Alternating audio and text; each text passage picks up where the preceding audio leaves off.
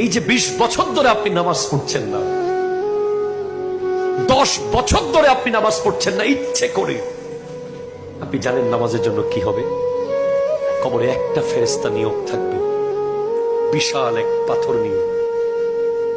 সে একটা বাড়ি দেবে মাথার উপরে, গোটা কবর আগুন আগুন হয়ে যাবে। গোটা আশেপাশের কবরের লোকেরা পর্যন্ত ভয়ে কেঁদে উঠবে। কোন বেনামাজি যখন মারা যায়, কবরের অন্য বাসিন্দার আল্লাহর কাছে দোয়া করে, আল্লাহ সে যেন আমাদের কবরস্থানে না আসে। জানেন, কোন বেনামাজি যখন মরে, কবরস্থানে যখন মাটি কোড়া শুরু হয়, অন্যান্য বাসিন্দারা সবাই আল্লাহর কাছে দোয়া করে, কোনো মতে অন্যখানে ফেলে দেন আল্লাহ তাকে এখানে আনিয়েন না, ওই বেনামাজি যেন এই কবরে দাফন না হয়। কারণ তার আযাব এত মারাত্মক যে অন্যান্য কবরের মানুষ শান্তি পাবে না, তার আযাবের অবস্থা এমন হবে।